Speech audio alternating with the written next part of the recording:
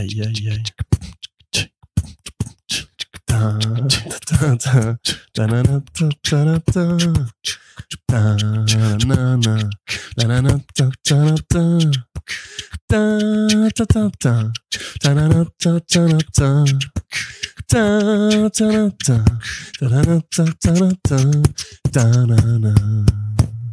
Bonjour à toutes et tous, bienvenue sur First Print, votre podcast comics préféré pour une nouvelle émission du format Front Page, qui est votre revue d'actualité spécialisée sur le monde de la bande dessinée américaine et de ses adaptations.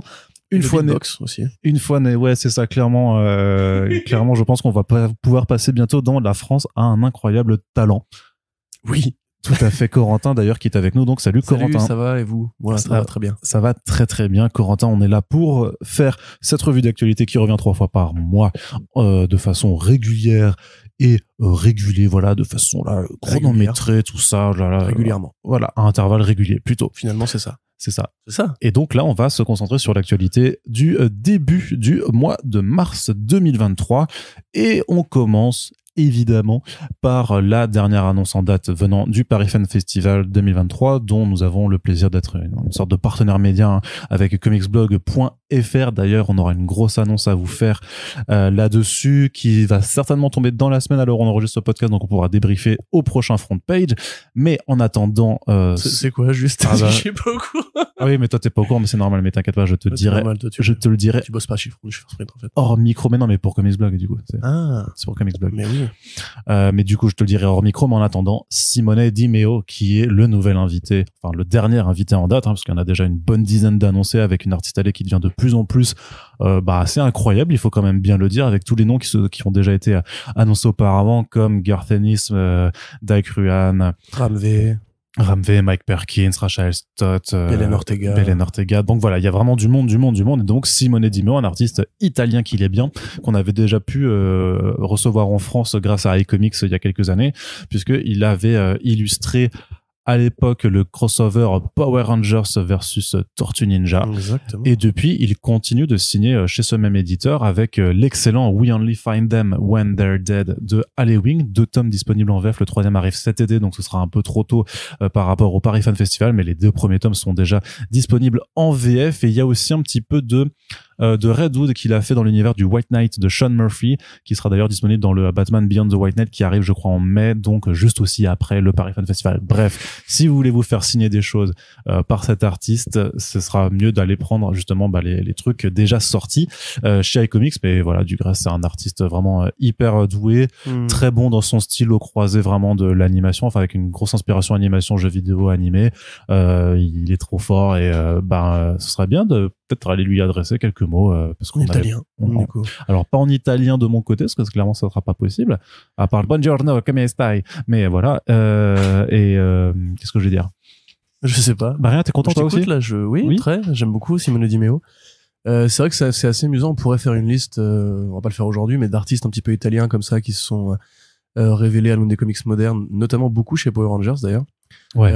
C'est comme, tu sais, comment s'appelle-t-il, Daniele Di Nicolo aussi, qui a tout à fait. un style assez proche. Donc, qui effectivement épouse des trames. Dan Mora aussi, quelque part, qui a fait dans les Power Rangers. Des trames très dynamiques, très acrobatiques, avec, effectivement, un style qui fait très animation japonaise. Un peu, enfin, tout autant, mais, très différemment sur, We Only Find Them de Halloween, où là, il y a un usage de la couleur, des aplats et, des fonds et une patte chromatique très particulière qui moi m'a vraiment fait tomber amoureux de son trait. À part ça, bon, qu'est-ce qu'il avait fait? Il avait fait le Harley Quinn Future State. Ouais, que t'es mignon. Il a fait du Doctor Who aussi. Enfin, il a fait quelques trucs, mais il débute un peu quelque part en fait, proportionnellement à d'autres artistes comme Dick Ruan ou quoi qui ont un parcours un peu plus chargé. Donc c'est super cool de l'avoir en France pour la 2e fois. On ira avec plaisir se faire signer des albums de We Only Find Them When They're Dead, une BD qu'il faut lire si vous aimez la science-fiction et Moby Dick. Ouais. Voilà. Et la science-fiction. Et Moby Dick. Et Moby Dick aussi, clairement. Et encore, c'est pour le premier tome, parce que le deuxième, c'est plutôt si vous aimez les films de braquage, quoi. Et le 3e sera plus si vous aimez, les IA. Ouais. Le God Complex. Et 2001, l'Odyssée de l'espace, je dirais, clairement. Bref, voilà, une œuvre vraiment qui est multithématique et qui nous transporte à chaque fois. Donc, on vous en reparle cet été quand le tome 3 il sort, mais vous pouvez déjà nous suivre en toute confiance sur les deux premiers, comme ça vous pourrez aller rencontrer l'artiste au Paris Fan Festival qui se tiendra donc le 15 et 16 avril 2023. L'artiste italien avec qui t'avais fait un Super Friends qui parlait un peu français, comment s'appelait-il? C'était pas Camuncoli? Si, Giuseppe Camuncoli. Oui, qui avait un super accent. Oui, Arnaud, enfin, le problème, c'est mon ami Arnaud. Le problème, il est que c'est comme ça qu'on fait. C'est comme ça qu'on fait les comics. Donc, voilà. tout à fait. Qu'on fasse une série de podcasts avec des Italiens francophones aussi pour voir s'ils ont tous le même accent. Et oui, si tu veux, c'est vrai que j'ai le fichier audio, je te le passerai, de l'interview de Mirka Andolfo que j'ai faite à Angoulême, où il y avait son interprète qui parle français. Et oui, effectivement, je pense que tu vas faire vraiment, tu mets les deux bandes audio de Giuseppe de cet interprète côte à côte et ça va faire I see no difference. C'est juste de l'italien qui parle français. Mais Corentin, trêve de plaisanterie, on n'est pas là pour rigoler, on est quand même un podcast sérieux, je crois. Et du côté des choses sérieuses, c'est l'édition de luxe collector annoncée par les éditions I pour le Hawkeye de Nayef qui a été annoncé.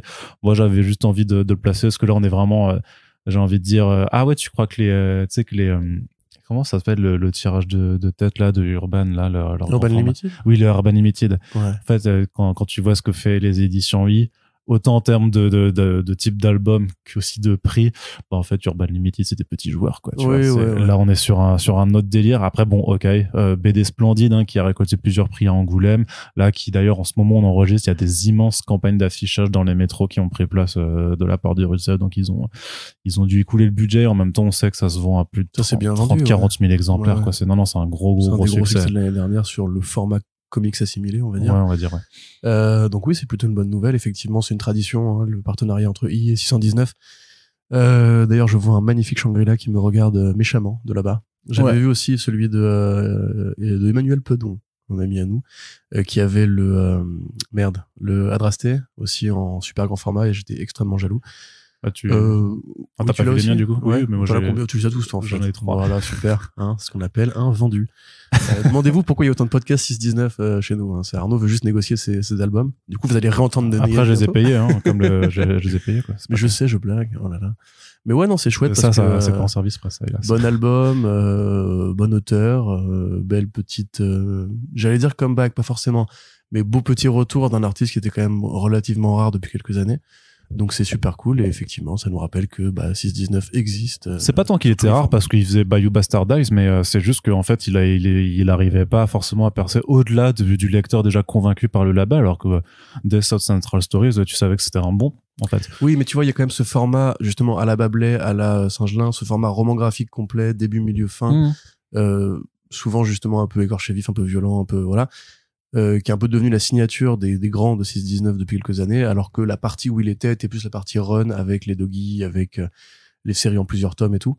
Donc moi finalement tout est bien évidemment, mais c'est vrai que ça a un cachet on va dire plus prestigieux. Et d'ailleurs la preuve que le public de 619 est là pour ça, puisque ça se vend bien à chaque fois. Là c'est au-delà, ça perce bien au-delà de ce public-là justement mais après je sais pas si c'est aussi le fait d'être allé chez Rutserf qui est plus estimé aussi en tant qu'éditeur de bande dessinée que Ankama. En tout cas clairement en termes d'accompagnement et de promo et tout ça, clairement on voit aussi qu'il y a des efforts qui sont faits, donc voilà. En termes de vente par rapport à ce que pouvaient être ces fameux formats de romans graphiques auparavant, on est sur j'en sais rien. C'est quand même beaucoup. Moi il m'a semblé que c'était quand même très bien vendu le Hawkeye. Non mais Hawkeye oui c'est un énorme succès. Oui c'est un très gros succès. Avec rééditions multiples et revues à la hausse à chaque fois. Donc non, là pour le coup il y a vraiment Hawkeye qui s'est mis plusieurs fois dans le top 20 du classement de Livre Hebdo chaque semaine, ce qui est extrêmement rare pour du comics, en tout cas pour le comics ça arrive quasiment jamais. Pour la BD de genre affiliée ça arrive de temps en temps, mais voilà c'est vraiment pas peu commun, donc ça c'était vraiment bien de le voir débarquer aussi haut. Donc qu'est-ce que je veux dire? Oui, donc une édition I, donc c'est numéroté, signé, collector, c'est du beau format, c'est une couverture un petit peu différente mais sur laquelle Nayef a réussi à s'arranger de nouveau pour ne pas dessiner les pattes du cheval comme il l'avait fait, donc il remplace les hautes herbes par des rochers et je reconnais bien là le pragmatisme du bonhomme, le filou. Il y a donc en fait c'est du facsimilé, enfin vraiment ils essaient de reproduire ce que en fait si vous le savez pas, si vous n'avez pas écouté le podcast d'ailleurs, avec Nayaf, c'est qu'il y a qu'une vingtaine de planches en fait de Hawkeye qui a été réalisé en tradi parce que c'était le souhait de l'auteur de le faire aussi avec une galerie pour pouvoir vendre en fait ces planches, mais le reste c'est du numérique. Donc en gros, il y a quand même un facsimilé de ces originaux de ces planches là et les autres planches qui sont vraiment qui sont en forme de vas-y, c'est presque les originaux des calques numériques en fait qui sont imprimés pour vraiment essayer d'avoir une forme d'artiste édition. Il y aura un print avec aussi. Et du coup, vu que c'est tiré entre 200 et 450 exemplaires, mais pas plus selon la demande qu'il y aura, c'est extrêmement cher parce que c'est 249 €. Donc voilà, c'est vraiment de la BD de niche de collectionneurs un peu fortunés ou qui économisent pendant quelques mois et mangera des pâtes en attendant pour se l'offrir. Mais il y a bien des mecs qui prennent des Taschen à 500 €. Oui, remarque, c'est vrai, c'est vrai aussi. Non, mais c'est vrai qu'il y a, non, mais voilà, mais chacun peut se faire plaisir en fonction de ce qu'il veut. Et en tout cas, c'est pas du tout obligatoire. Moi, je voulais juste le placer parce que je trouve que ce soit cool que le label 119 continue de faire des jolies éditions avec qui. Alors, par contre, pour la taille, ce sera pas une aussi grande que la Drasté. Ce sera peut-être plus dans le Shangri-La parce qu'en fait, au vu des mesures, en fait, il est même pas beaucoup plus agrandi par rapport à la version de base. Donc, de toute façon, la version originale, enfin, la version, normale de chez Russer est déjà de très belle facture, de très belle qualité. Donc, on vous encourage plutôt à vous rediriger vers cet album. Mais si jamais vous êtes en kiff et vous êtes des gros Yankees du label, eh bien, vous pouvez vous diriger vers ça. Corentin, je crois que tu aimes le sexe. Oui. Beaucoup. Oui. Ça fait partie quand tu fais des entretiens d'embauche et que tu parles de tes hobbies, tu mets les comics, le cinéma et le cul après. Moi, j'écris les bonnes grosses leleux. Les bonnes les cartes sur table un petit peu. Voilà, donc un peu de maturité, une fois n'est pas coutume dans ce podcast, dès qu'il s'agit de passer en dessous de la ceinture, puisque ce sont les éditions Dynamite, qui n'a rien à voir avec Dynamite Comics aux États-Unis, donc les éditions Dynamite en France qui sont spécialisées dans les ouvrages qui parlent de sexe et dans les BD de sexe aussi, quoi, dans les BD érotiques et pornographiques, qui en fait annonce une nouvelle collection qui s'appelle Kinky. Alors Kinky, ça veut dire coquin en anglais. Donc c'est la branche BD. Le sourire d'Arnaud, c'est. Bah oui, parce que je suis moi-même un petit coquin. Ah bah oui. Un petit polisson. Tu le sais bien. Petit fripon. Tu le sais bien. Qu'est-ce que je veux dire? Donc Dynamite, donc c'est la branche BD des éditions de la Musardine, donc elles sont spécialisées vraiment dans les ouvrages de cul. Et qui donc ouvre cette collection qui s'appelle Kinky et qui justement en fait veut essayer d'amener dans un format comics souple un peu TPB des bandes dessinées publiées à l'étranger, mais en commençant donc par des Américains. Alors c'est avec un titre qui s'appelle The Rock Cox, que je trouve pas ouf comme titre par contre, qui en fait a été publié par des Américains. C'est un couple d'artistes américains, mais ça a été fait d'abord en webcomic. Donc là en fait nous on va avoir directement avoir droit à une version papier qui est dessinée par Leslie Brown et qui est écrite par Brad Brown qui est son copain, et qui sont en fait qui s'inspirent vaguement un petit peu de leur vie, parce que ça parle aussi d'un couple de rockers en fait qui ont un groupe qui s'appelle The Rock Cox, qui apparemment font des shows très énergiques et très avec une énergie sexuelle forte, et qui en fait sont en galère puisque ils arrivent plus à payer leur loyer, donc ils décident de partir en tournée pour essayer de se refaire une vie, et donc en même temps explorer leur sexualité, puisque c'est vraiment justement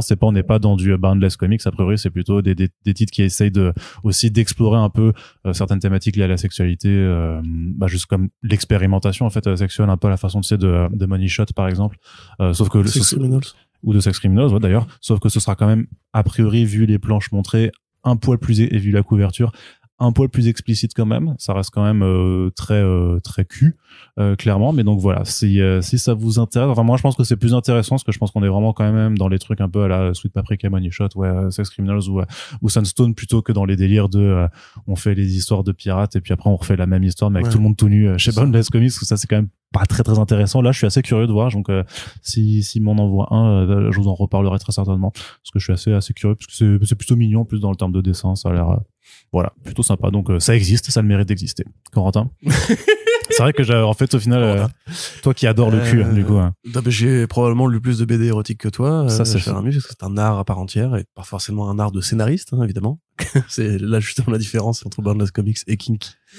J'aime bien quand tu places ton petit flex comme ça. Bah de fait non, mais on avait un projet, pour pas rien vous cacher, de parler un petit peu de BD érotique, mais finalement ça c'est difficilement goupillé, on va dire. Par contre c'est vrai que les comics en fait historiquement sont pas forcément la discipline où où ça évolue le mieux parce que l'histoire fait que ça a été particulièrement censuré par rapport au marché européen où on a quand même beaucoup plus d'exemples, beaucoup en Italie d'ailleurs, étonnamment.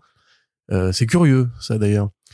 Mais oui, non, ça participe pour moi d'un mouvement un peu plus général sur le fait de déverrouiller justement les censures d'antan.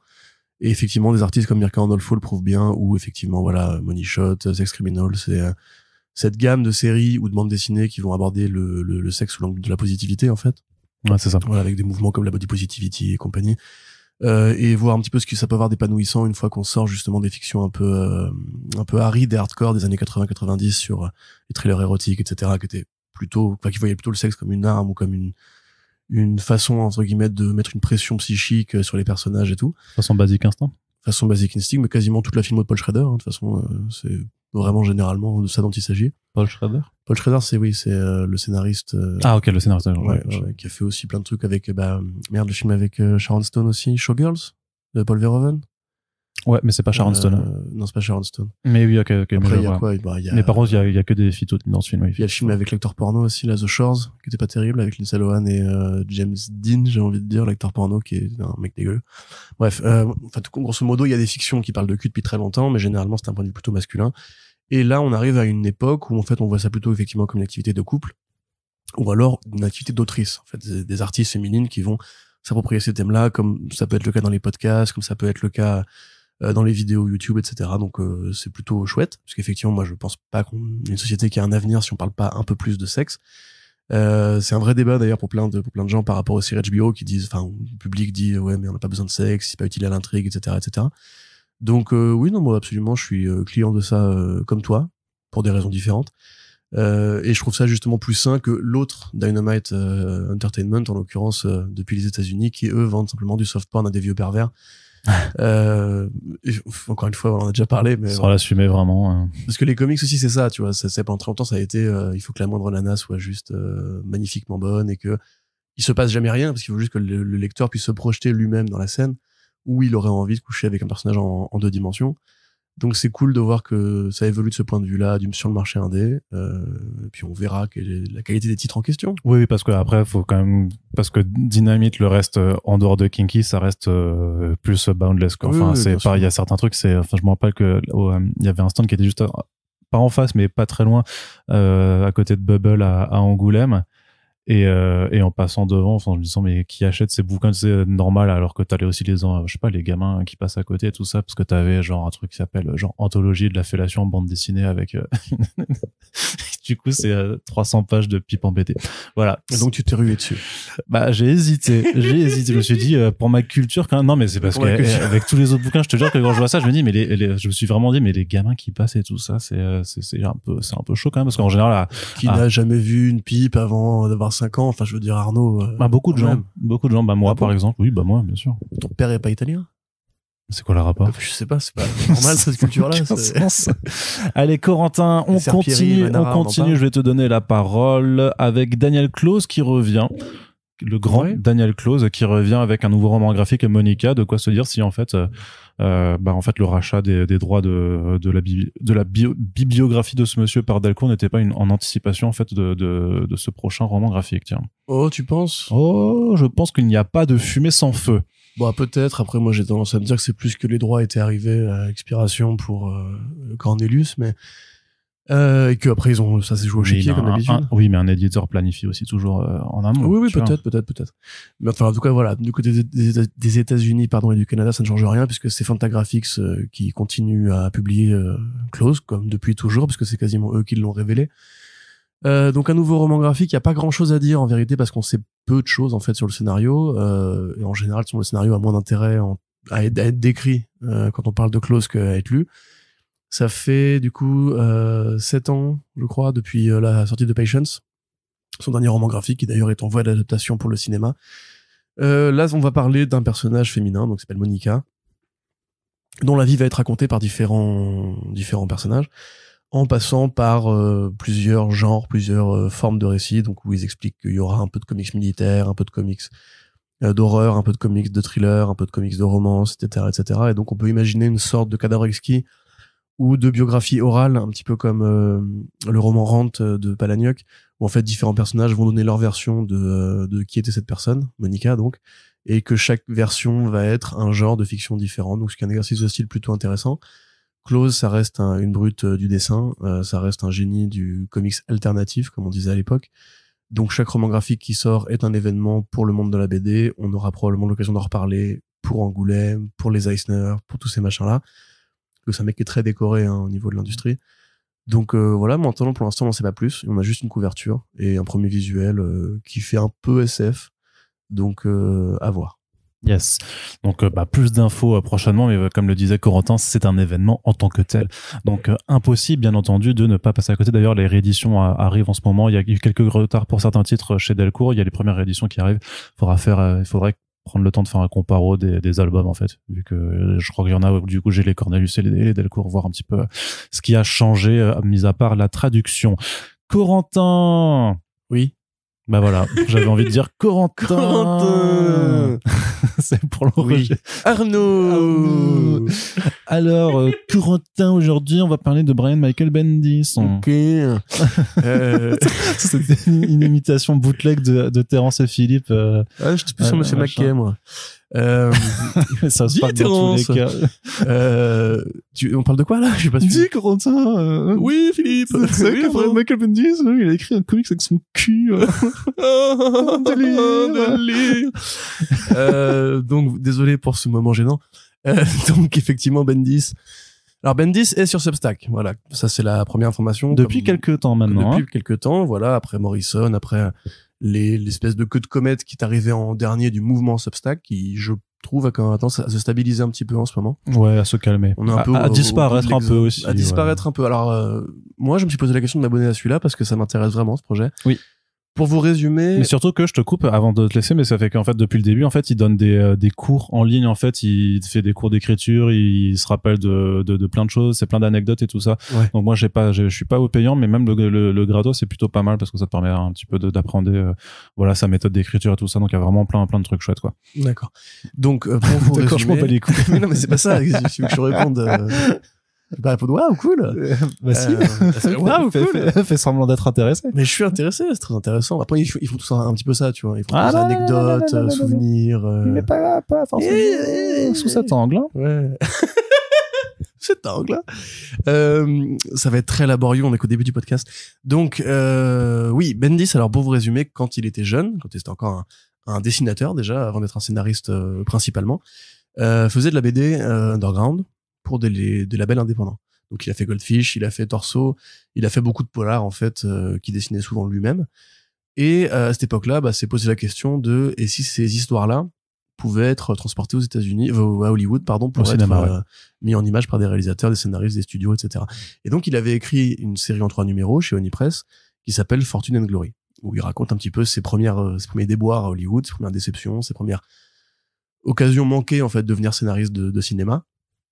Et donc c'est lui en fait qui se met en scène en fiction, donc il est tout fin et il est avec sa femme Alyssa Bendis à l'époque, enfin il est toujours avec elle mais je veux dire d'aller dans la BD où il raconte justement voilà tout ce que le monde d'Hollywood peut avoir d'absurde, tout ce que on lui a proposé comme réécriture, comme changement, voilà c'est très bien fait, c'est très drôle, c'est vraiment une super BD qui je crois n'est pas dispo en France en plus, où voilà Bendis flex un petit peu sur son art du dialogue, la capacité qu'il a eu à séduire très tôt au début de sa carrière des financiers. Et d'ailleurs il y a même des moments assez rigolos où il explique que lui les super-héros il trouve ça un peu bizarre parce que les nanas ont tous des dessins énormes et que le mainstream c'est souvent plus considéré que les comics indés, etc., alors qu'après ça va devenir l'un des plus grands scénaristes de super-héros de l'histoire. Et finalement ce projet-là, beaucoup regrettent que ça n'ait pas eu de suite parce qu'on aurait aimé avoir pareil une sorte de journal intime ou d'autofiction par rapport aux années Marvel, par rapport à la ligne Ultimate, par rapport à son implication sur le film Iron Man, où on sait que c'est lui qui avait, avec Mark Millar, suggéré la scène post-générique, où c'était un peu un consultant de luxe, il avait même écrit une autre réplique qui n'avait pas été retenue, où il évoquait Spider-Man et tout. Ou même par rapport à la série Powers, qui a été un très très très très long chantier à mettre en place, qui sort sur le PSN, dans l'animal plus total et fauché comme les blés, ou sa fameuse intervention à l'E3, où il se met à aller off-script et où il lit pas le téléprompteur, il passe un quart d'heure sur scène, enfin voilà. Il y aurait plein d'autres trucs à raconter sur la vie de Bendis, mais il a décidé de choisir une anecdote différente, mais tout aussi what the fuck. Et presque plus absurde, effectivement, puisqu'il va parler de son implication sur la comédie musicale Spider-Man Turn of the Dark. dont on avait parlé furtivement, vraiment très furtivement, à l'époque où First Print n'existait pas encore sur les podcasts de Comics Blog, quand on avait parlé de Roberto Aguirre Sacasa, Oui. Dramaturge de formation au départ, qui a fait donc une école de théâtre, qui écrivait des pièces et qui avait été drafté pour scénariser en fait l'adaptation sur les planches à Broadway pour une comédie musicale Spider-Man. Bon, celle-là, vous pouvez trouver des documentaires sur Internet qui en parlent parce que c'est vraiment considéré comme l'une des productions les plus foireuses de l'histoire de Broadway, de l'histoire de la scène, parce qu'ils voulaient vraiment faire un Spider-Man sur poulie, sur câble, sur harnais, etc., en causant du coup alors pas la mort, hein, heureusement, mais l'accident et les blessures de beaucoup de cascadeurs qui étaient engagés pour ça. Il fallait quelqu'un qui était acrobatique, musclé et qui pouvait soutenir le poids que ça demandait, mais qui savait aussi chanter et danser. Il y a eu beaucoup de réécriture, de changements de casting, il y a eu beaucoup d'accidents. Les assurances après ont backdrop en mode non mais là stop, parce que là en fait on fait que lâcher de l'argent et la pièce n'est pas encore sortie. Et il se murmure que les financiers à l'origine de ce projet-là auraient perdu 60 millions de dollars, ce qui est beaucoup pour une production à Broadway. Et apparemment, alors c'était pas très connu, mais Bendis a été contacté par Avi Arad lui-même, qui à l'époque était donc président de Marvel Studios, rappelez-vous, pour en fait passer un coup de polish et donner des indications sur qui était Spider-Man, parce que on est à l'époque de la saga de Raimi, dont on sait que Bendis a servi un peu de modèle aussi. Il en parle dans Ultimate Spider-Man. On est à l'époque de Ultimate Spider-Man qui va devenir petit à petit le run principal de Spider-Man en parallèle de celui de Straczynski. Donc voilà, c'est à un moment donné où Bendis c'est un peu le roi de Spider-Man et on l'appelle. Et qu'est-ce qu'il va faire sur le projet? Ben on sait pas. Alors ce coup-ci c'est pas lui qui dessine. Je me souviens plus qui est l'artiste malheureusement, mais c'est un mec qui illustre un peu comme lui parce que c'est très minimaliste, hein, les Fortune and Glory. Très cartoon, ouais. Très cartoon. Donc c'est l'occasion d'en apprendre un peu plus sur un projet qui continue de passionner un petit peu les gens qui sont à l'intersection des fans de musical et des fans de super-héros. Ne riez pas, ils sont très nombreux. C'est Will Balco, il s'appelle. Voilà, Will Balco. Ça va être sur Substack. On peut très bien imaginer que ce sera fait en album plus tard, soit chez Oni, soit chez Image, soit n'importe où. Parce que c'est Bendis, c'est que il arrive toujours à rentabiliser. Plutôt chez Dark Horse, hein, puisque c'est là qu'il a mis son Jinx World. Ouais, pourquoi pas, ouais. En tout cas, moi, je suis super intéressé et limite, j'aimerais bien que si ce projet-là trouve son public, on en ait plus de Fortune and Glory parce que Bendis raconte les coulisses comme personne. Il a vraiment un talent comique et du rythme en fait. Et même pour te mettre des trucs qui sont dans la vraie vie absurdes, te faire réaliser que c'est tout à fait possible dans la vraie vie. Donc avec plaisir et moi tout ce que fait Bendis en général, je suis toujours au moins un peu intéressé même quand c'est mauvais, quoi. Ouais, puis même dans Cover, il place un petit peu des formes d'anecdotes, un peu de situations de convention et d'artistes de comics derrière sa trame d'espionnage, tu vois. Donc non, il y a toujours c'est clair qu'il lui doit avoir des dizaines et des centaines de trucs à raconter qui sont super cool. Donc oui, à suivre. Je t'avoue que vas-y, viens, on prend un abonnement à deux, on se le partage et tout. Non, je suis chaud. Mais tu payes du coup.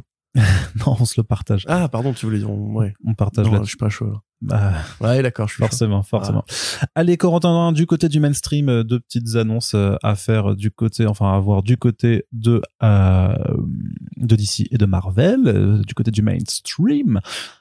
Chez DC Comics, deux grands relaunchs attendus pour la rentrée. Donc vraiment, on s'attend à ce que effectivement cet été va y avoir une forme de pause estivale avec Night Terrors, donc l'event qui bâtit un petit peu à la convergence avec des mini-séries de 2 numéros pour avoir tout un tas de reprises à la rentrée. Donc pour The Flash et pour Wonder Woman avec des équipes créatives quand même pas dégueulasses, clairement. Alors Tom King, Daniel Sampere sur Wonder Woman, c'est déjà très gros parce que Tom King ne faisait plus d'ongoing depuis la fin de Batman, hein. Voilà, il a fait que du Black Label depuis avec Rorschach, Strange Adventures, Supergirl et Danger Street. Exactement, qui vient de commencer. Supergirl n'était pas en ongoing, mais c'était une mini-série quand même. Oui, c'est ce que je voulais dire. Enfin, il a pas fait d'ongoing. Oui, non, mais je disais que c'était pas du Black Label, tu vois. Parce qu'il tout à fait, il a fait que du Black Label et que des maxi-séries. Exactement. Et donc là, il revient pour de l'ongoing sur Wonder Woman. En plus, un personnage qu'on n'a pas trop vu dans sa bibliographie pour l'instant. Elle apparaissait un petit peu dans son run de Batman. Sur quelques numéros qui étaient illustrés, qui étaient illustrés par Joel Jones, qui était quand il part dans la dimension où il faut combattre les démons, la horde is everlasting, etc. Très très bon numéro d'ailleurs au demeurant quand il mange le poulet et tout, il parle de son kangourou. Joel Jones, quoi. Voilà, tout à fait. Donc ça c'est plutôt bien. Sampere, pareil, artiste talentueux. Et pour Flash, Cy Spurrier et Mike Deodato Jr.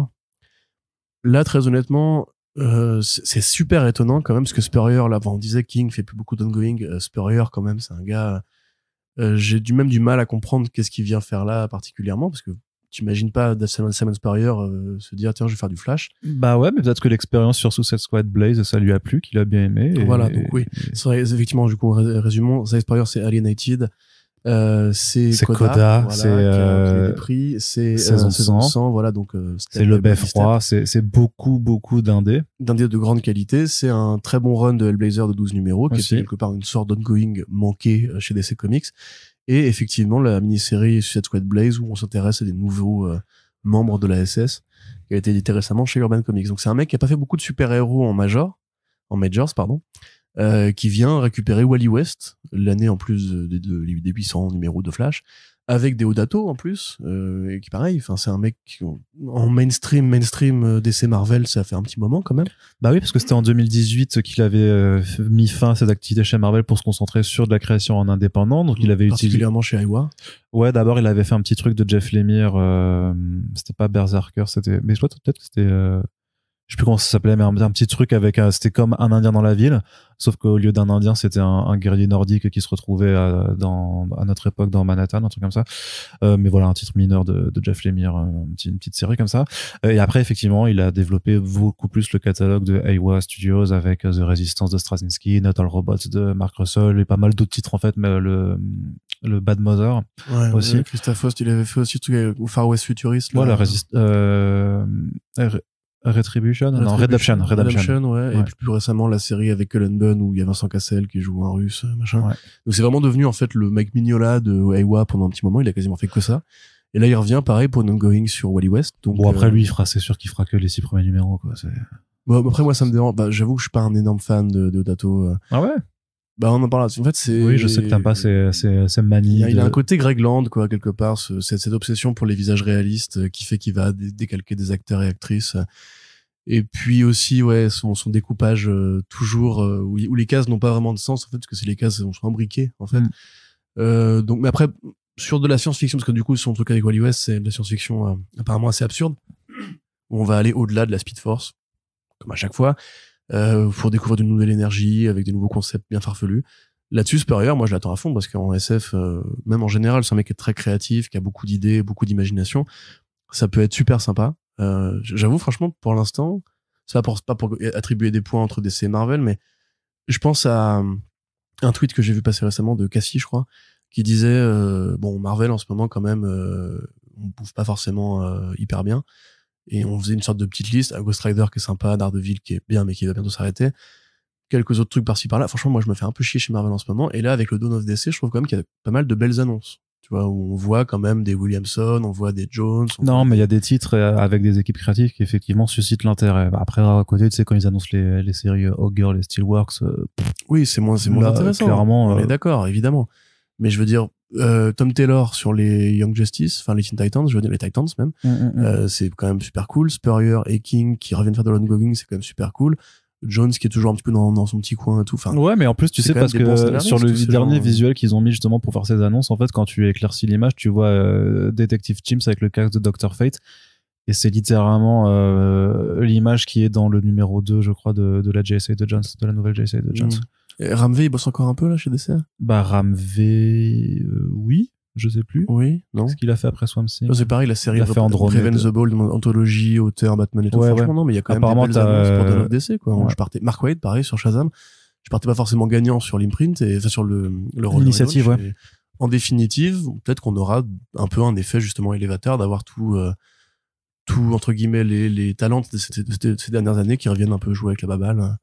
Pourquoi pas, hein. Mais ce sera peut-être le cas aussi chez Marvel, parce qu'il y a aussi pas mal de séries qui vont, enfin, forcément, Marvel a été très touché par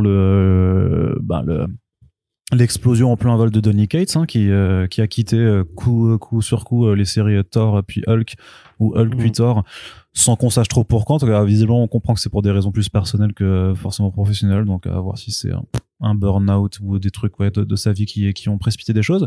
Mais en tout cas, il y a aussi le run de Avengers d'Aaron qui va enfin se conclure avec un Avengers Assemble de l'enfer, quoi. Autant les préparatifs, je trouve ça rigolo parce qu'il jouait avec le multivers et faisait plein de réalités différentes, autant du coup la réunion de tout le monde c'est juste de la baston entre 3 équipes d'Avengers et c'est nul, putain.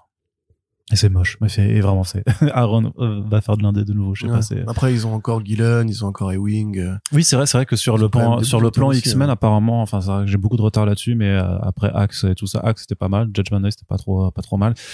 Et oui, les Eternals de Gillen c'était cool, mais ça c'est comme dit, ça s'est arrêté justement après Axe, ça reprend pas après Axe, donc c'est un peu dommage. Il y a Hickman qui revient aussi quand même. Il y a Hickman qui revient aussi. C'est vrai aussi que ça va être Hickman qui ne va jamais aller chez DC, moi ça va être le manque de ma vie, hein, je sens. J'avoue, ouais. Il a jamais fait vraiment Non, je crois pas. C'est terrifiant. Après, peut-être que ça le passionne pas. Ou alors il se dit qu'il pourra jamais faire mieux que Morrison vu que c'est un peu aussi enfin il y a des accointances. C'est pas après je sais pas, moi je veux bien qu'il continue de bâtir son œuvre. Oui, non mais attends. Son magnum opus chez Marvel. Parlé, hein, l'univers Ultimate qui revient, ça hype. Je suis bien. Donc voilà, ce que je veux dire c'est qu'il y a du coup Thor, ça continue avec Torunn Groben quand même. Mais pour Hulk, en fait, le court run de Donny Cates et Ryan Otley s'achève là ce printemps avec le numéro 14 de mémoire. Et donc, à l'été prochain, un petit relaunch en bonne et due forme avec le retour d'une nouvelle série Incredible Hulk, avec Philip Kennedy Johnson à l'écriture. Et Nick Klein au dessin. Parce que Nick Klein, justement, était sur le Thor de Donny Cates juste avant et c'était génial. Enfin lui de toute façon il était aussi sur du Deadpool avec Scotty Young, c'était incroyable aussi. Beau, ouais. Enfin voilà, c'est un dessinateur allemand qui est ultra fort dans tout ce qu'il fait depuis de nombreuses années, qui est vraiment c'est pas pour rien qu'il a été nommé dans la dernière promotion des Stormbreakers chez Marvel, parce que vraiment, même si Corentin lève les yeux seul parce que c'est une appellation qui n'a pas de sens, qui fait pas grand sens effectivement, c'est signe que c'est un artiste sur lequel Marvel mise, et ils ont bien raison de miser sur lui parce qu'il est quand même très fort. Oui, mais par contre, ça reste PKJ. Oui. Et il est capable du meilleur comme du pire. Et exactement. Ouais. Chez Marvel, encore une fois, j'en reviens, c'est pas sa meilleure période, on va dire. Donc, enfin, comme d'habitude, moi, je suis quand même assez étonné de voir ce qui s'est passé, enfin, de savoir ce qui s'est passé avec Donny Cates, dans la mesure où, effectivement, c'était un scénariste qui a vraiment fait les bonnes heures de Marvel pendant 3 ans. Où on se disait tous, ça y est, un petit peu plus. Ouais. Plutôt 5-6. Ça va être le nouveau scénariste vedette, ce serait logique de lui filer les Vengeurs derrière, etc., etc. Et en définitive, moi, ça me va s'il fait que de l'indé, hein, il est très bon en indé. Non, mais de toute façon, il bosse sur un truc Wolverine avec Capullo, ça on le sait, parce qu'il le tease, tu vois, donc j'imagine qu'il va revenir sur un projet. Peut-être pas de l'ongoing du coup, peut-être qu'il faut aussi Capullo en ongoing, oui, non, ça c'est pas, ça me paraît peu probable. Ouais. Sauf s'il la prépare 3 ans à l'avance, quoi. Mais qu'il le paye très cher. Remarque, Démon, c'est une mini-série, donc puis à Amit, non, mais je pense qu'il a pas envie, à mon avis, Capullo. Ouais, mais avec Donny Cates. Moi, ouais, peut-être. Enfin bref, tout ça pour dire qu'il va quand même revenir chez Marvel, ça a déjà été annoncé, mais effectivement, j'imagine que le rythme va être un petit peu réduit, quoi.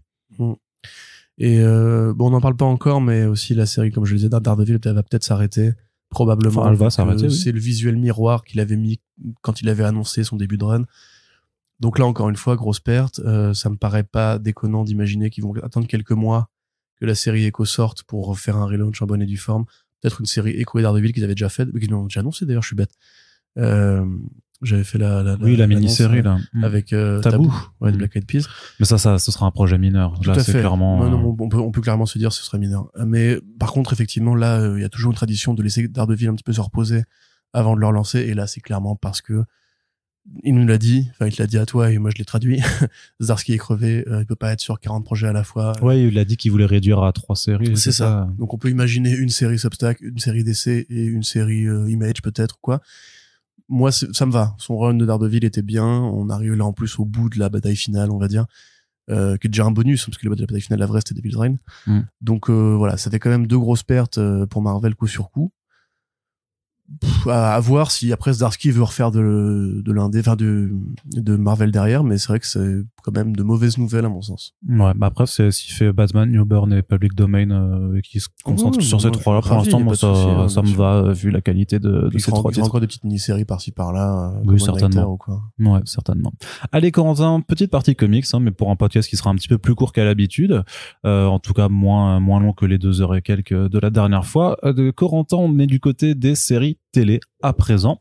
Et donc, une première nouvelle, c'est The Good Asian, une BD dont on a déjà parlé, donc de Pornsak Pichotshot et Alexandre Tefenkgi, qui est adapté, en tout cas en voie d'adaptation en série télé, comme beaucoup d'autres comics indépendants. Donc, c'est la compagnie de production Atomic Monster de James Wan qui s'occupe de vouloir adapter, voilà, en série télé ce comics.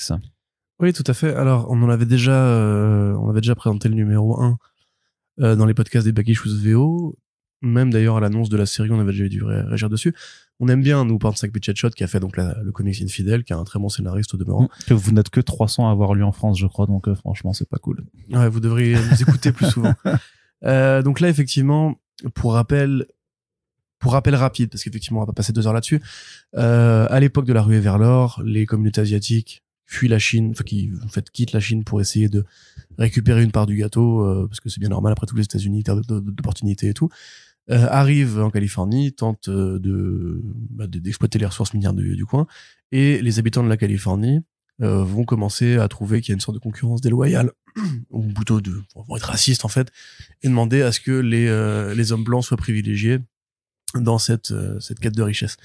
Les autorités vont dire ok d'accord, nous ne voulons plus de Chinois, donc ils vont commencer à bannir et à ségrégationner, ça se dit pas, à faire de la ségrégation envers le public, enfin les populations asiatiques.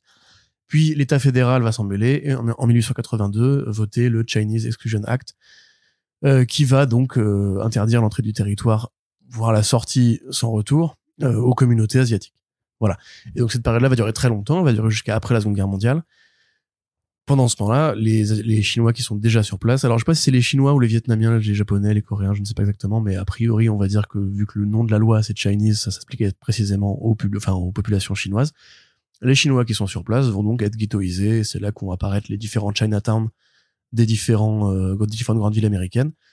Et en suivant cette logique, Pichotshot va se dire, mais du coup, imaginons une seconde qu'on fasse un polar où justement une série de meurtres qui s'appliquent dans ces Chinatown-là, qui n'intéressent pas les autorités blanches, parce qu'elles s'en battent les couilles.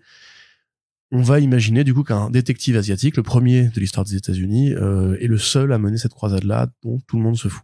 Voilà. Et ça, c'est le pitch de The Good Asian. Donc, il y a un polar avec tous les codes du film noir, avec les femmes fatales, les speakeasy, la mafia avec des mitrailleuses Thompson et compagnie, les imperméables, les chapeaux en feutre. C'est une très bonne BD. Donc, on en avait parlé effectivement, qui je crois avait été sélectionné aux Eisner, non?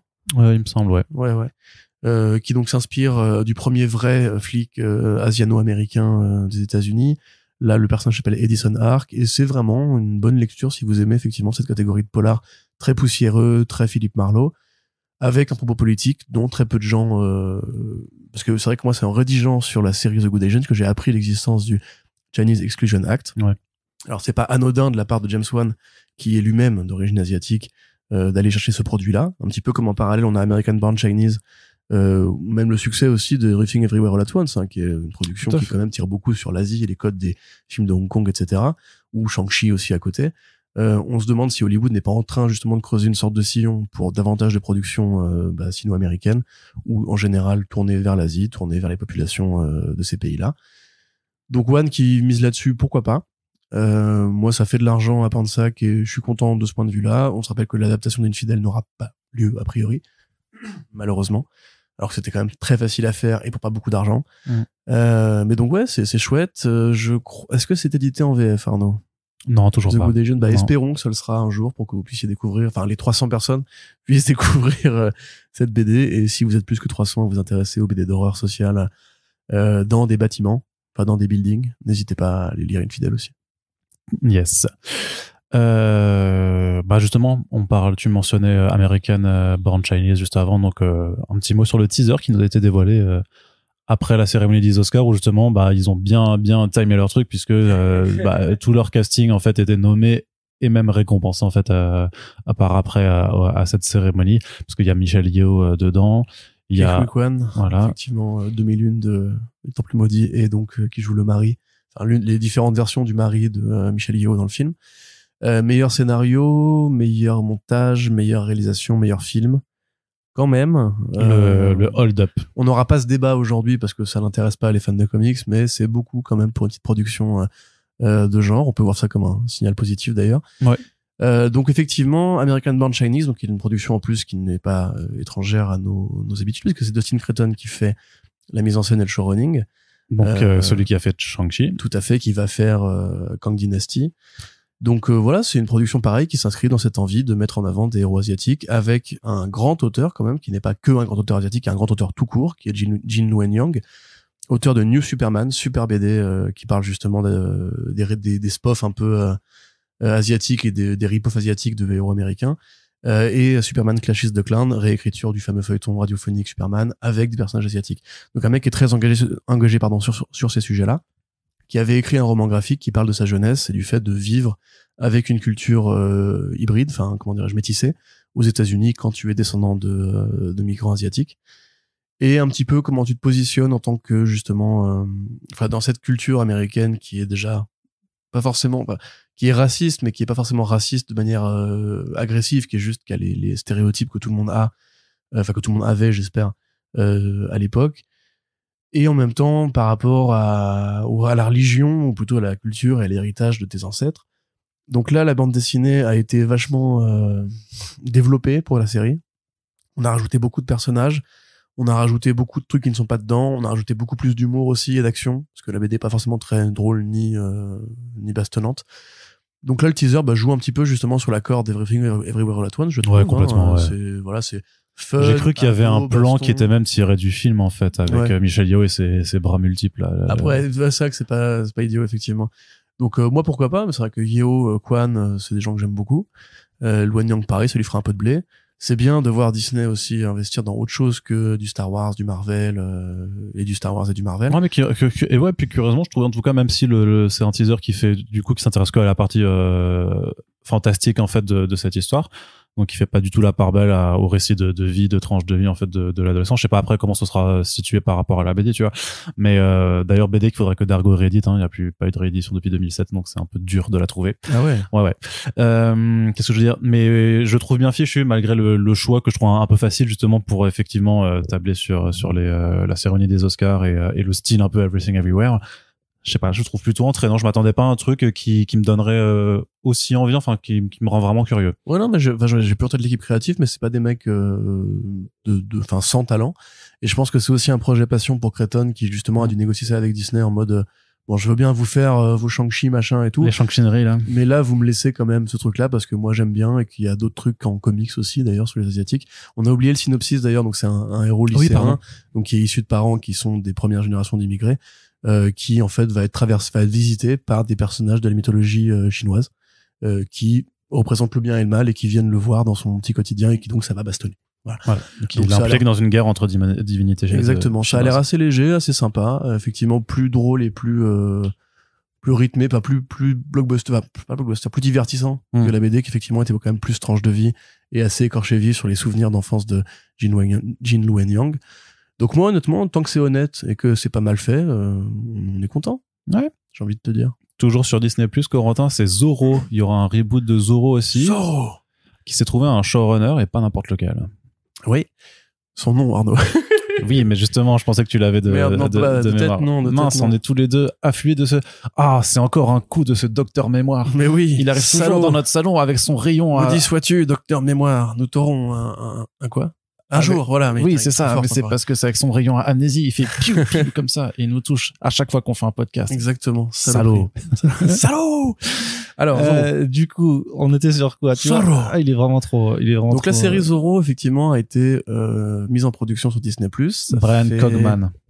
Ça fait un peu plus d'un an qu'on avait entendu parler de ce projet, qui est articulé autour de Wilmer Valderrama. Ça, j'avais pas oublié.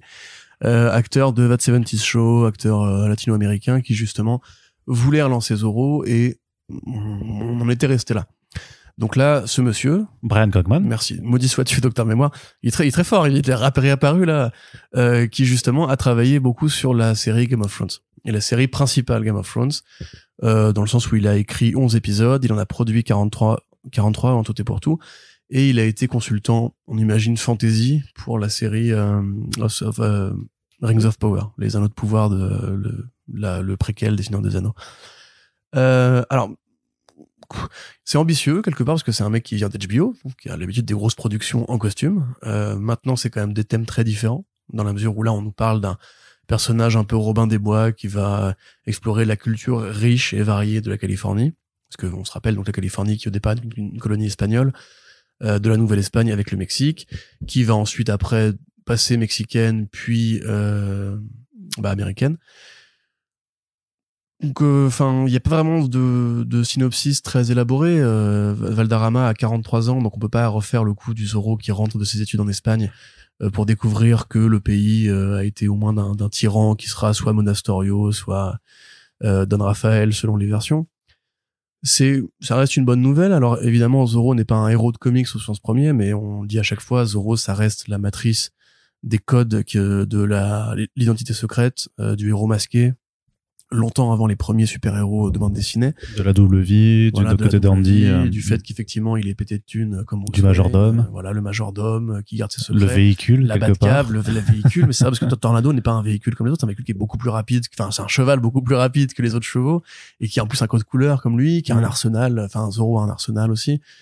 Il a des super méchants en quelque sorte. Donc... faut dire quand même, ce qui est marrant, tu vois, c'est que c'est un cavalier qui surgit dans la nuit, et que son nom, il le signe du bout de l'épée d'un Z, qui veut dire Zorro. C'est pas con ce que tu dis là. C'est pas mal comme concept. En plus, moi je trouve ça quand même dingue qu'à chaque fois il soit vainqueur. Ouais. Tu vois, à chaque fois, Zorro. Donc, mais d'ailleurs, c'est rigolo de voir Disney se réinvestir ce créneau, parce que Disney n'est pas pour rien dans la popularité du personnage de Zorro. La série avec Guy Williams, avec lesquels on a tous grandi grâce aux rediffusions, enfin sauf Arnaud qui avait pas la télé, sur RTL9, avec les rediffusions sur France 3 et sur RTL9 en version colorisée ou en noir et blanc. Moi j'avais les VHS en noir et blanc, mon gars, là c'était la classe. Avec une belle enfance et super VF à l'époque. Franchement, remettez là cette série, vraiment elle a pas tant vieilli que ça, quoi. Il y a dialogue, il y a encore du sens et tout, les acteurs sont géniaux. Mais donc voilà, c'est cool de voir Disney réinvestir ce créneau. Par contre, c'est un créneau qui est un peu bouché, parce que un petit peu comme Robin des Bois à une époque, ou Blanche-Neige, ou même Pinocchio récemment, il y a plusieurs personnes qui gravitent autour de l'idée de refaire un projet Zorro. Alors sur la CW, d'abord sur CBS, donc le groupe Viacom CBS, il y avait l'envie de refaire une série Zorro et de la confier à Robert Rodriguez et à Sofia Vergara à la production. C'est pas idiot. Effectivement, Rodriguez, si un jour il a envie de se tirer les doigts du cul, il pourrait un jour refaire un bon truc. C'est un mec qui est légitime, c'est un mec qui connaît la culture mariachi en plus, qui pourrait te faire un vrai truc bien mexicain. Bon, voilà, donc ça c'est prévu en 6 épisodes et a priori c'est commandé. Ok. À côté de ça, on a France Télévisions qui va faire une série Zorro avec Jean Dujardin. On n'avait pas parlé à l'époque, on s'est décidé à reparler de Zorro depuis, mais on aurait pu en parler. Oui, c'est vrai. Jean Dujardin, donc qui a joué Zorro techniquement dans The Artist, il jouait la marque de Zorro. Et dans Platane, il jouait Don Diego de la Vega. Donc Jean Dujardin va rejouer Zorro pour la 3e fois dans une série à gros budget. Pareil, d'ailleurs, il est assez âgé, ça va être compliqué de le défendre du point de vue Zorro le jeune. Et puis il y avait encore un autre projet dont j'ai oublié l'existence, je crois. Mais donc voilà, enfin il y a plein de trucs sur Zorro en ce moment. Probablement que tout ne va pas être fait, hein, on va pas se mentir. Mais c'est compliqué de se positionner par rapport à déjà voilà qu'est-ce qui va être commandé pour de vrai et qu'est-ce qui va être bien, qu'est-ce qui va être intéressant. Parce que Zorro en fait, le personnage est génial, mais il y a pas 40 façons de le prendre. Ça reste un mec à cheval avec une épée, un fouet, qui combat les flics. L'injustice. Voilà, l'injustice et les flics. Dans une Californie espagnole qui parfois est à l'aube de la révolution, quoi. À la limite, tu vois, ce qui a été fait par Martin Campbell dans le film Masque de Zorro, on a plus un côté un peu Batman Beyond où le vieux Zorro forme un héritier pour voilà aller poutrer les vilains colons qui se sont barrés en Espagne et tout. Ça peut être intéressant. Mais il y a une raison pour laquelle on a eu du mal à donner suite à ce film-là, en fait. C'est qu'il n'y a pas, en fait, 50 façons de réinventer Zorro. Et donc, 4 séries ou 3 séries en même temps, je sais pas. J'aurais plus foi en un mec qui vient de HBO pour faire ça, qu'en Robert Rodriguez, même si j'aime beaucoup Robert Rodriguez, enfin, le vieux Robert Rodriguez. Et en même temps, ça peut être marrant d'avoir différentes lectures un peu contraires. Voilà, un peu comme pour Batman, qui est des fois 40 BD en même temps, et elles sont parfois toutes intéressantes. Donc, à voir. Yes. Ah ouais, je serais assez curieux, mais c'est vrai qu'on pourra reparler du truc ça t'intéresse, toi, du coup, ça? De Jean Dujardin, Zorro, ouais. Ouais. Mais moi, je lisais les bouquins. Alors, je sais plus qui c'est qui les écrivait, mais j'ai souvenir vraiment d'une collection. C'était Folio Junior, tu sais, avec les petites bandes colorées sur le côté. Et j'en avais lu plein. Je crois que je l'ai piqué à mon frère, quoi, mais j'avais lu plein de romans Zorro à l'époque et j'adorais ça, quoi. Zorro est un héros littéraire, hein, au départ, avant d'être un héros de. Du coup, j'imagine que c'est les romans du créateur que j'ai lu quand j'étais gamin, mais ça me transportait, quoi. Anecdote. Et du coup, je sais que toi tu l'aimes beaucoup, mais là, c'est quoi le film avec Banderas, là? C'est Le Masque de Zorro, ouais, j'en ai parlé 2 fois, là. Oui. Écoutez. Non, mais t'as un docteur mémoire. Docteur mémoire. Il est encore... Putain, mais incroyable. On peut pas lutter. Il est trop fort. Il est vraiment trop fort. Et non, mais ce que je veux dire, c'est que je l'avais aussi beaucoup aimé à l'époque. Et donc, anecdote. Oui. L'auteur qui a créé Zorro, dont on va pas me revenir d'ailleurs, c'était attends, je l'ai, c'est Johnston McCulley. Et ben voilà, d'un vrai truand qui se met un peu la pagaille et qui tabassait justement l'autorité dans le sud de la Californie à l'époque, qui s'appelait Murrieta. Et ben Murrieta, c'est le nom que porte le personnage de Antonio Banderas dans le film Le Masque de Zorro, où on rend un petit peu le vrai nom à la légende qui a inspiré le personnage. Voilà, c'est une note comme ça, il y en a tous les jours sur Force Print. Moi, j'adore. C'est pour ça que j'écoute Force Print. Abonnez-vous, hein, comme on dit. Lâchez activez la cloche. Donc voilà, Zorro revient, et il revient beaucoup. Maintenant, voyons voir s'il y aura des BD qui sortiront tout ça, parce que il y a quand même pas beaucoup de BD sur Zorro. En tout cas, pas de très bonnes BD. Mais voilà. Yes. Bah, tu vois, je regarde. Non, mais pardon, je regardais la page Wikipédia de Zorro pour retrouver. Effectivement, il y avait des bouquins dans Folio Junior dont je les ai pas inventés. Ouais, et c'était, il y avait la marque de Zorro, la vengeance de Zorro et Zorro et son double. Et du coup, c'est bien les écrits de Johnston McCulley que j'ai lu, je pense, étant gamin. Parce que les autres, après, il y a d'autres trucs qui sont sortis, mais c'était en 2004-2005 et j'avais arrêté de lire Zorro à ce moment-là, je pense. J'étais un grand. J'avais 14-15 ans, donc on lisait Lovecraft à ce moment-là. On était passé sur autre chose. Allez, Corentin, on continue. Belle nouvelle. Là, tu vas kiffer. Là, je sens que tu vas devoir déchirer ton pull, aller sur mon balcon et faire yeah comme ça, comme un gros mec viril. Ouais, vas-y. Bah, John Bernthal qui revient en Punisher. Et il s'en va. Je commente, hein, il est sur le... Il est un petit peu bête. Je sais pas si vous l'avez entendu, mais il est vraiment parti sur le balcon crier. Voilà. Putain, mon pull, t'es chiant, j'aimais bien. Oui, mais bon. Ouais, donc donc la coloc de Arnaud arrive d'un air un peu étonné. John Bernthal revient en Punisher. Effectivement, Arnaud, c'est fou. C'est incroyable. C'est fou. J'allais recrier pour la peine. Non. Donc c'est bien, c'est cool, c'est John Bernthal, ça fait plaisir. Voilà.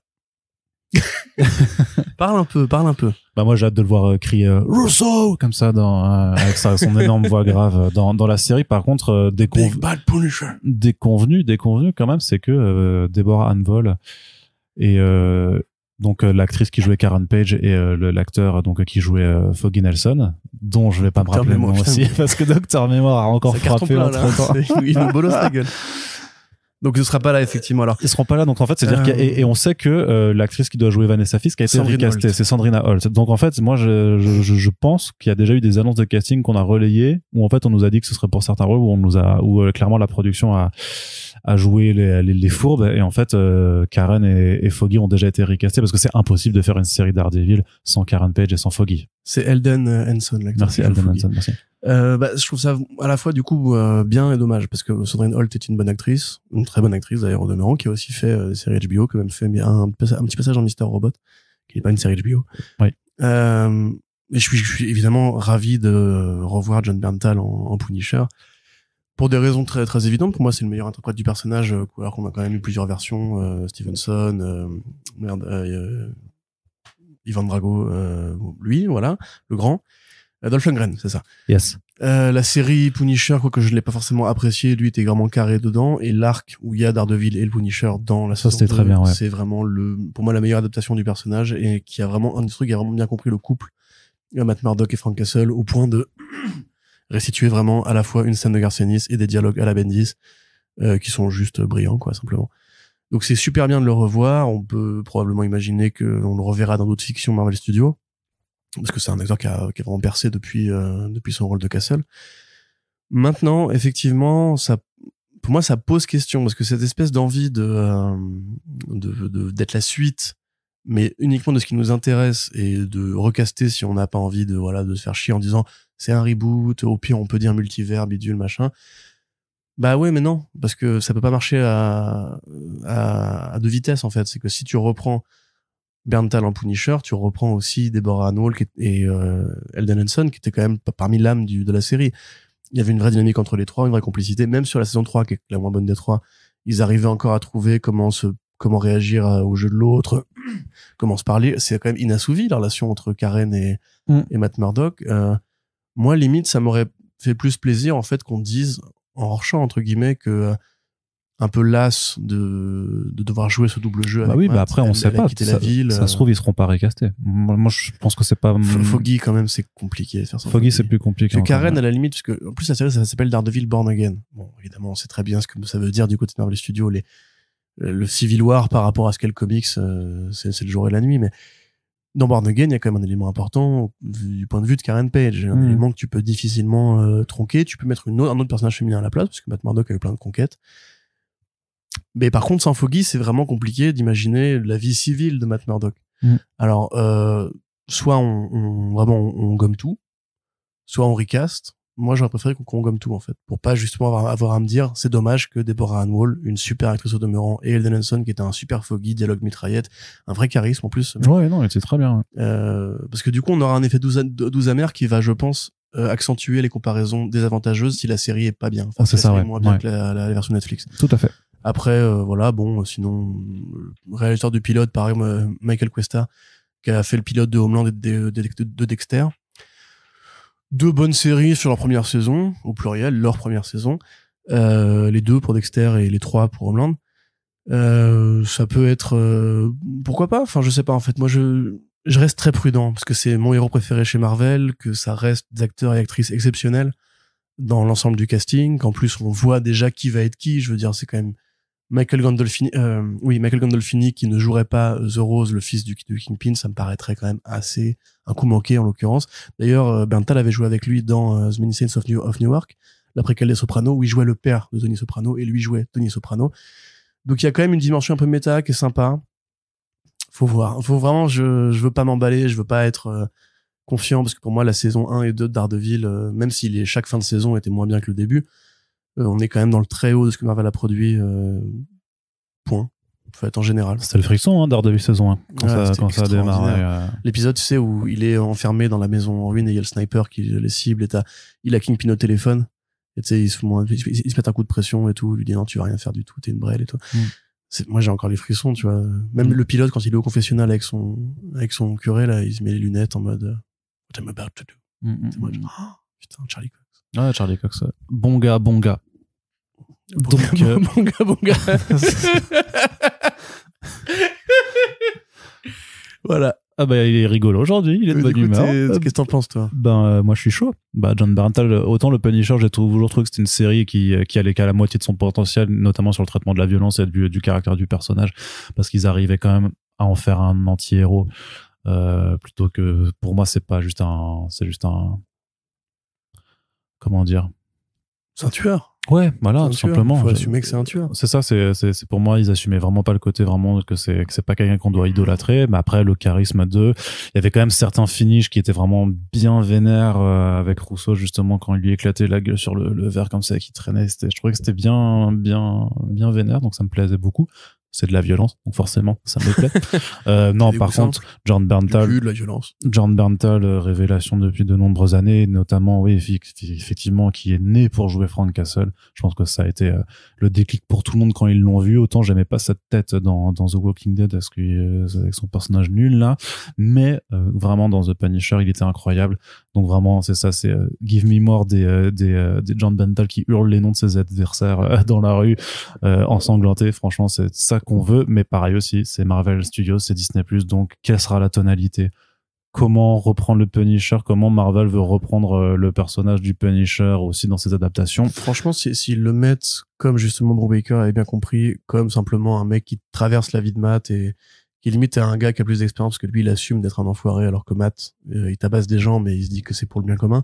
S'ils font juste des dialogues un peu juste philosophiques sur c'est quoi être un héros, etc. Ouais, mais j'imagine que ça va servir de fer de lance pour une série pour le Punisher. Et moi ça m'aurait paru tellement logique de le mettre dans Thunderbolts en fait.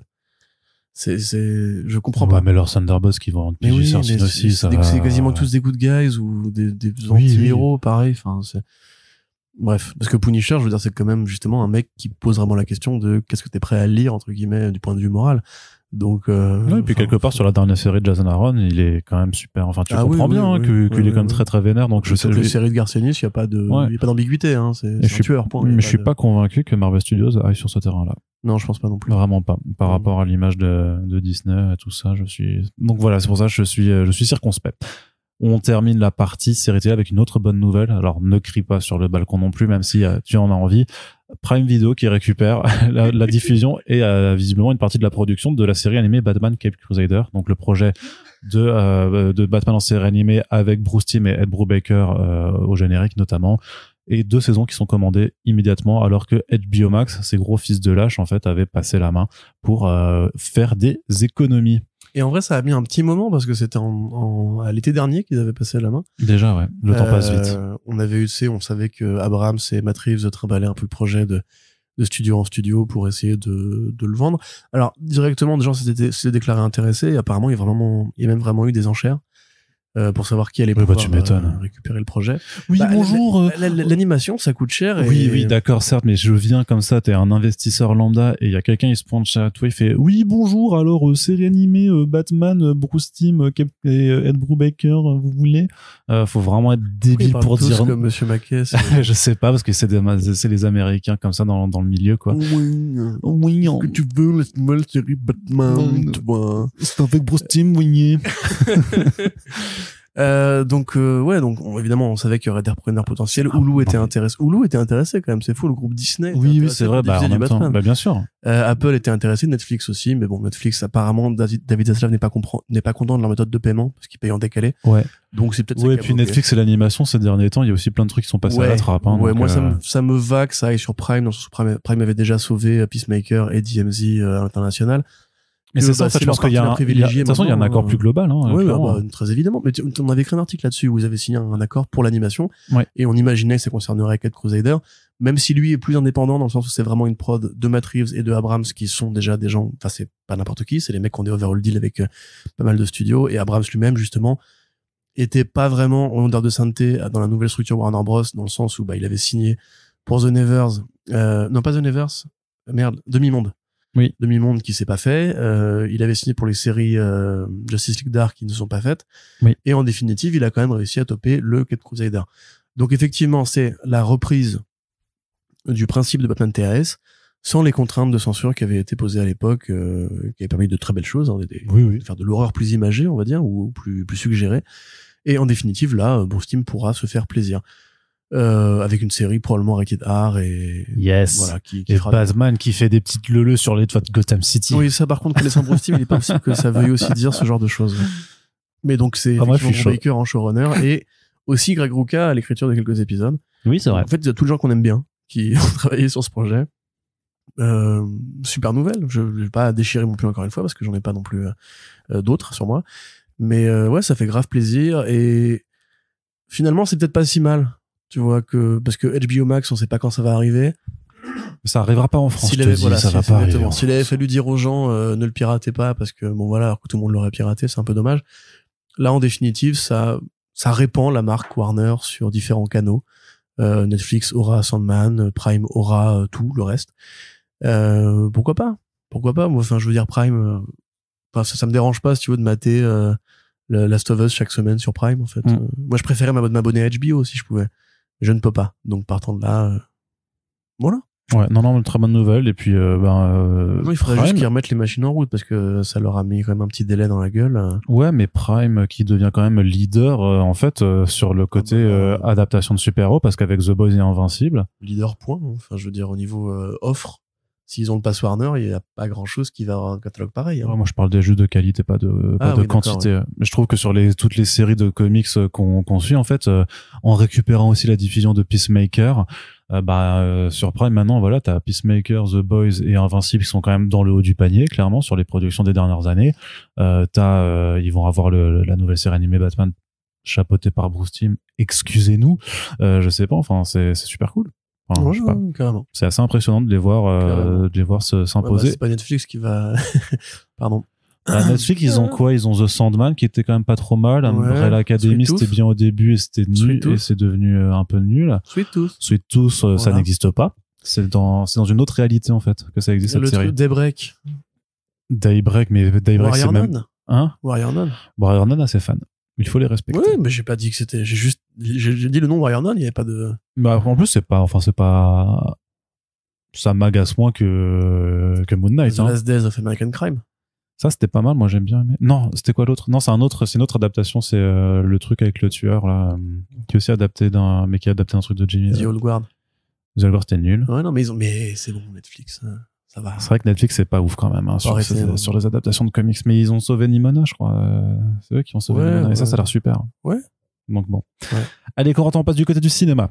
Oui. Une brève juste pour féliciter Ruth E. Carter, qui a gagné un 2e Oscar pour son travail de costumière en chef sur les sets de Black Panther Wakanda Forever. Tout simplement 4 ans après avoir gagné un Oscar déjà pour le premier film de Ryan Coogler. Et quelque part, c'est curieux et en même temps ça a été noté par tous les médias que c'est la deuxième, enfin c'est la première femme noire qui réussit à avoir 2 Oscars de l'histoire. Oui, c'est ça. Voilà, parce que c'était déjà putain, j'arrive pas à parler aujourd'hui. C'était déjà la première femme noire à avoir obtenu un prix du meilleur costume design. Et donc là, elle rentre encore plus dans l'histoire. Ça me paraît pas si étonnant que ça, dans la mesure, voilà, c'est l'une des costumières de Spike Lee aussi. Elle a travaillé avec Spielberg également. Son travail sur Black Panther 2 est tout aussi méritant que le premier. En plus, on ajoute une dimension différente avec les Talocan. Ouais, c'est ça. C'était quand même, enfin, tu peux trouver ça moche ou pas, mais je trouvais que d'un point de vue inspiration et design et tout ça, il y avait de l'envie. Clairement. Ouais, moi, je te dis, le look de Namor me va très bien, son casque, les inspirations mésoaméricaines. C'est effectivement plutôt une belle réussite. Bon, par contre, le fait est que, comment dirais-je? Le fait est que le cinéma de super-héros, de toute façon, n'arrive pas à convaincre l'Académie des Oscars et pas. Sauf quand c'est Spider-Verse. Sauf quand c'est Spider-Verse, mais genre, tu vois, The Batman, par exemple, qui n'avait pas été nommé dans la catégorie direction photo. C'est trop bizarre, ça, ou, pour la bande-son. De toute façon, bon, si c'est pour se faire péter la gueule par All Quiet on the Western Front, ça valait pas le coup, évidemment, mais. Il est pas bien ce film ou pas? Bah, apparemment, il est plat, quoi. Enfin, c'est pas. Tu l'as pas vu? Non. Parce que moi, il m'intéressait de ouf et du coup, j'ai grave envie de le voir. Ouais. Bah ouais, moi j'aime bien les films de guerre aussi, quoi, donc. Bah, moi, apparemment, de ce qui ressort les quelques gens qui l'ont vu autour de moi, c'est que ça marquera ça pas. Ne méritait pas un Oscar du meilleur film étranger, en tout cas. C'est plus ça, effectivement. Ça, c'était pour Astérix, normalement, quoi, mais bon. Voilà. On a été volé, hein. Il faut dire les choses. We were robbed. Donc là, en l'occurrence, Ruth Carter gagne face à Babylone. C'est vrai que Babylone, il y a un putain de travail de costume d'époque aussi. de Marie Zofres. Elvis pour Catherine Martin. Bah les couilles, ça. Bon, ça, j'ai vu beaucoup de gens dire, ouais, il aurait dû gagner.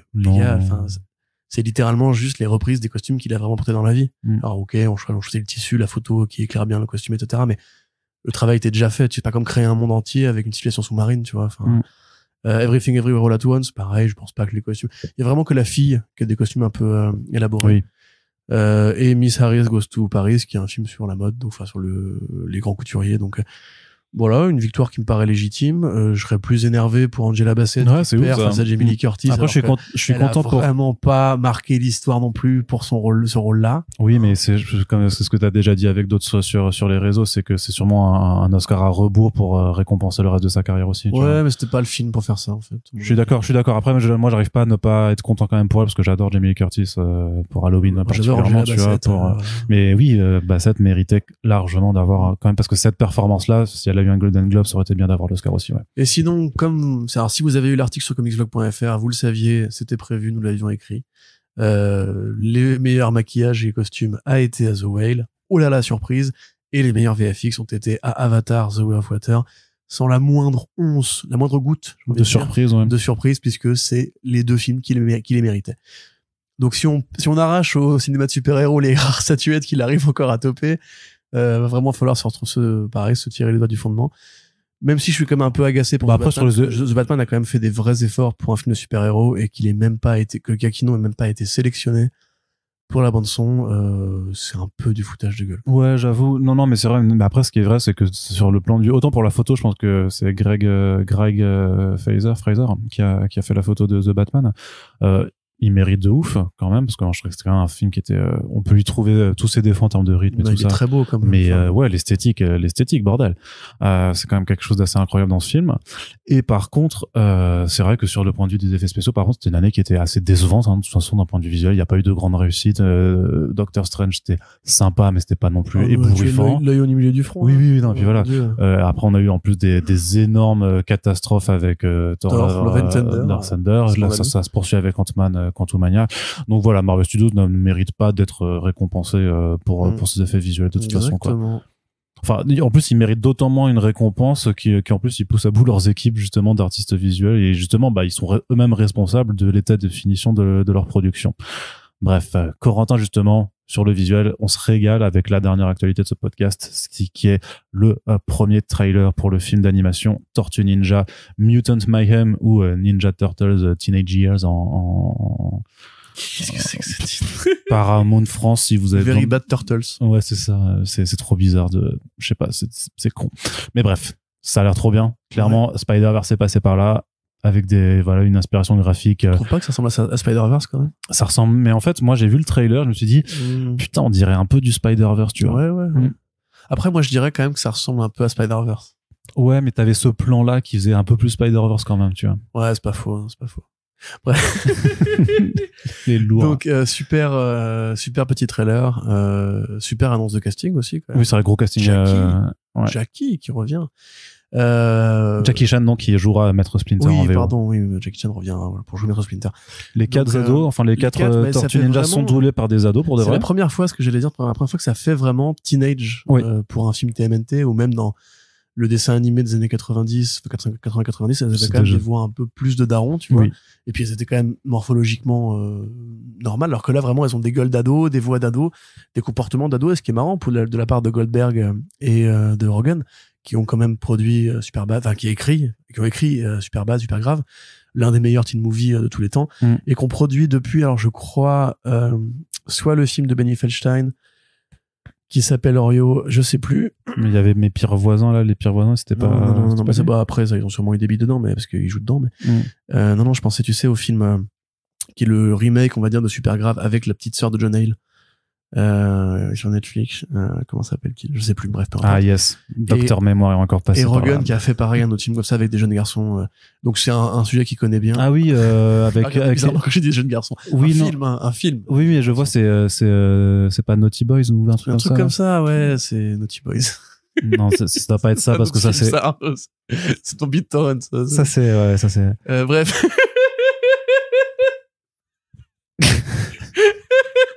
Ça, c'est ma compagnie de production pour mon OnlyFans.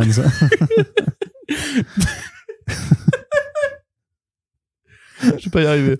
Donc ouais, ça a l'air ultra sincère, ça a vraiment l'air bien écrit. Ça a l'air en tout cas d'être ça.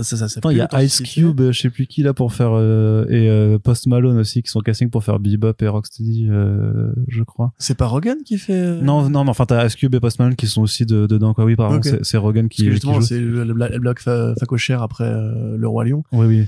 Donc ouais, gros casting, grosse DA, effet un peu stop motion, on va dire, où on fait pas une animation ultra fluide et tout. Ça a l'air juste fun, ça a l'air juste bien, ça a l'air juste beau. Voilà, enfin que te dire vraiment. Donc on faisait la blague parce qu'effectivement Maximilien Pierrette, journaliste d'Allociné, a dit dans un tweet que ça faisait très Spider-Verse.